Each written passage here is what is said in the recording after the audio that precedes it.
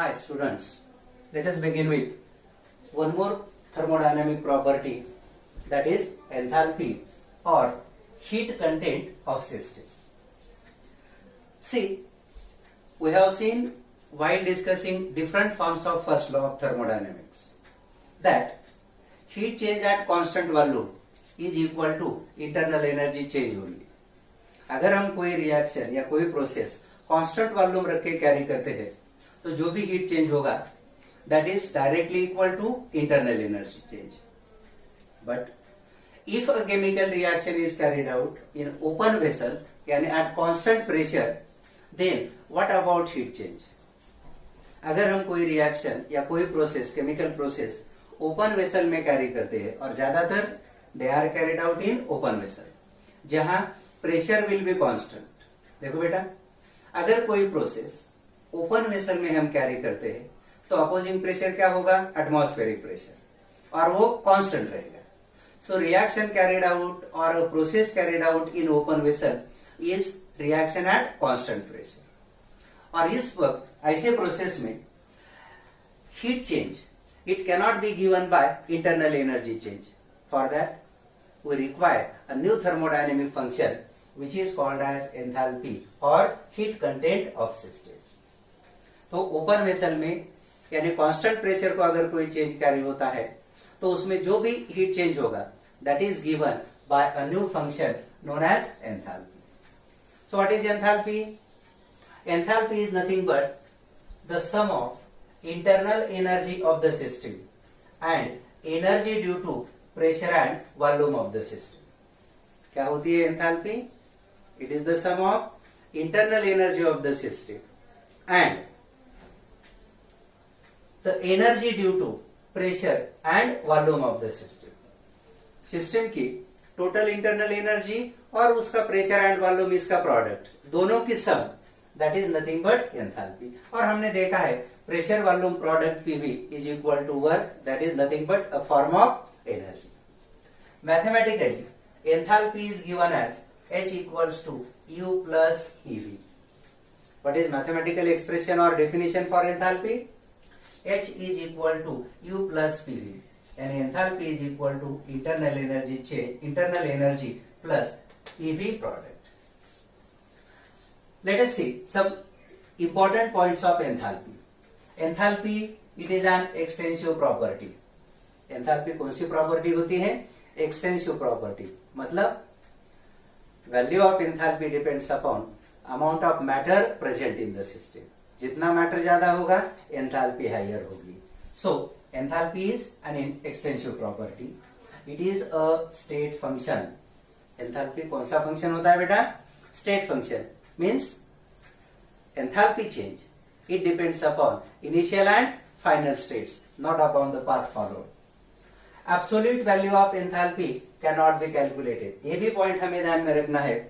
Enthalpy की absolute यानी exact value we can not calculate. नहीं हम कैलकुलेट कर सकते. Why? Because enthalpy contains internal energy, और वहां भी हमने देखा है कि exact value of internal energy is not possible to calculate. So absolute value of enthalpy it can not be calculated, but we can calculate the enthalpy change. हाँ, enthalpy change हम calculate कर सकते हैं. और enthalpy change is given as delta H equals to H2 minus H1. What is H2? Enthalpy in final state minus H1. H1 enthalpy in initial state. या sometimes it is also given as HF minus HI, final state initial state. And for a chemical process enthalpy change is also given as HP minus HR. HP यानी total enthalpies of products and HR total enthalpies of reactants. So this is about enthalpy. Got it? Expression for enthalpy change. See, we know enthalpy H is equal to U plus PV. If we have to derive expression for enthalpy change, then we have to consider enthalpies at values at initial state and final state. Suppose enthalpy at initial state is H1, it will be equal to U1 plus P1 V1, and enthalpy at final state H2, it is equal to U2 plus P2 V2. Now enthalpy change delta H is equal to क्या होगा बेटा expression H2 minus H1. चलो H2 H1 की values put up करते हैं. Then taking similar values together we get U2 minus U1 and P2 V2 minus P1 V1. But U2 minus U1 is nothing but delta U, and P2 V2 minus P1 V1 can be replaced by delta P into V. So enthalpy change delta H is equal to delta U plus delta P into V. This is mathematical expression for enthalpy change. लेकिन ध्यान में रखो बेटा, this is enthalpy change expression if pressure is not constant. अगर P1 P2 की values same नहीं है या प्रेशर कांस्टेंट नहीं होता, तब एंथैल्पी चेंज का एक्सप्रेशन होगा delta H equals to delta U plus delta P into V. But we know enthalpy is the state function generally taken for constant pressure. और अगर हम प्रेशर कांस्टेंट रखते हैं, then P1 value will be equal to P2 and suppose it is equal to P simply. So we can write delta H equals to delta U plus, अब हम P1 P2 की value same है, so we can write P in bracket V2 minus V1. But again V2 minus V1 is delta V, so we get delta H equals to delta U plus P into delta V. यानी enthalpy change at constant pressure is equal to the sum of internal energy change of system plus PV type of work done by the system or on the system. So at constant pressure, enthalpy change expression delta H is equal to delta U plus P delta V, and enthalpy change is the sum of internal energy change plus PV type of work या mechanical type of work भी हम इसे कह सकते हैं. और एक important point formula हमें ध्यान में रखना है, enthalpy change at constant pressure delta H, it is nothing but QP, यानी heat change at constant pressure. देखो at constant pressure heat change is represented by QP, and that QP value it is equal to delta H, and heat change at constant value that is QV, and we have seen QV is equal to internal energy change. While discussing different forms of first law of thermodynamics हमने देखा है कि heat change at constant pressure is given by QP, and that QP value is always equal to क्या होती है delta U plus P delta V. ये जो delta U plus P delta V is equal to QP, so we can write delta H equals to QP and delta U equals to QV. So this enthalpy change expression can be modified QP equals to QV plus P delta V. यानी heat change at constant pressure is equal to the sum of heat change at constant volume and PV type of work. और यहाँ ये भी बात ध्यान में रखो बेटा, बार बार मैं इसे दोहरा रहा हूं कि heat it is a path function. Heat कौन सा फंक्शन होता है? Path function. It depends upon path followed. But QP and QV, ये जो वैल्यूज होती है QP and QV, heat change at constant pressure and heat change at constant volume, they are state functions. So एक simple सा question अपने दिमाग में आ जाएगा कि Q पाथ फंक्शन है, but QP and QV they are state functions. Why? QP क्या होता है बेटा? Heat change at constant pressure, यानी यहाँ path is specified. Heat change at constant pressure, हम अनदर पाथ फॉलो ही नहीं कर सकते, कांस्टेंट प्रेशर. और QP क्या होगा? Heat change at constant volume. यहाँ पे path is specified, another path is not allowed. So दो Q is path function, QP and QV as their paths are specified, यहाँ दूसरा पाथ हम फॉलो ही नहीं कर सकते. That's why QP QV they are state functions. Okay, got it? Now next part, relation between delta H and delta U for a chemical reaction. बेटा अगर chemical reaction के लिए enthalpy change और internal energy change, delta H and delta U, ये दोनों में क्या relation है? एग्जाम पॉइंट ऑफ व्यू बहुत इंपॉर्टेंट पार्ट है ये, हमेशा इस पे एमसीक्यूज होते हैं. पूरा पार्ट एग्जाम के हिसाब से बहुत इंपॉर्टेंट होगा. Even those students who are preparing for state board, उनके लिए थर्मोडायनेमिक्स 12th में होगा, तो उसमें भी बोर्ड एग्जाम में भी ये डेरिवेशन या इससे रिलेटेड एक आधा पॉइंट बिल्कुल होता है. सो relation between delta H and delta U for a chemical reaction. We know enthalpy change delta H is equal to delta U plus P delta V. अभी हमने रिलेशन देखा, बस वही रिलेशन थोड़ा रिवर्स जाते हैं. So it is equal to delta U plus P into V2 minus V1. V2 final volume, V1 initial volume. या यहाँ we can say V2 is volume of products and V1 is volume of reactants because we are considering chemical reaction. Simplify करते हैं, delta H equals to delta U plus P into V2 minus P into V1. Here we are considering pressure to be constant.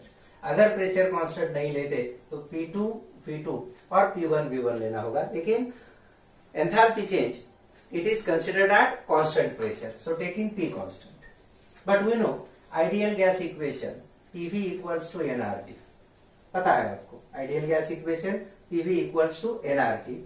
Now PV1 is equal to N1 RT, where P is pressure, V1 is volume of gaseous reactants, N1 is number of moles of gaseous reactants, R and T with usual meaning.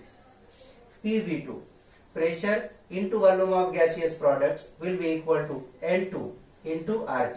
N2 is number of moles of gaseous products. देखो बेटा, we are considering ideal gas equation, so we have to consider only gaseous reaction. तो PV1 यानी pressure into volume of gaseous reactants is equal to N1 number of moles of gaseous reactants into RT. Similarly, PV2 pressure into volume of gaseous products equals to N2 number of moles of gaseous products into RT. P is constant. Putting these values in above expression, we get delta H equals to delta U plus देखो N2 RT minus N1 RT. Taking RT common, N2 minus N1.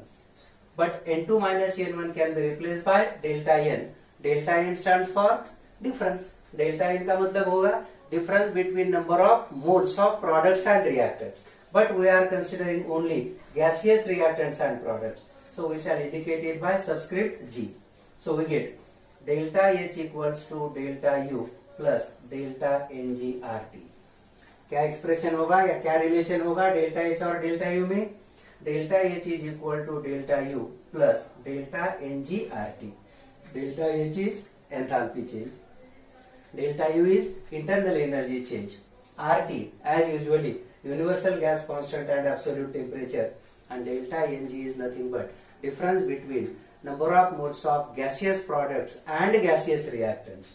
जी उसी के लिए लिया है, it is indicating reactants and products in gaseous state only. Solid liquid होते हैं उसे छोड़ते हैं. कुछ नोट्स हम यहाँ कंसिडर करेंगे जिसपे एमसीक्यू हमेशा होते हैं.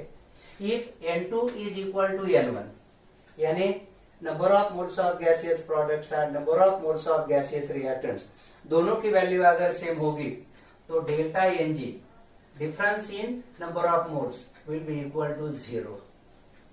And अगर डेल्टा Ng 0 होता है तो delta H will be equal to delta U. Delta Ng 0 आ जाएगा तो क्या होगा बेटा? Delta H will be equal to delta U. यानी all those reactions in which number of moles of gaseous products and reactants are same, उनके लिए delta H की वैल्यू हमेशा इक्वल टू डेल्टा U होगी, क्योंकि यहाँ डेल्टा NgRT यानी basically P delta U factor क्या रहेगा? 0 रहेगा.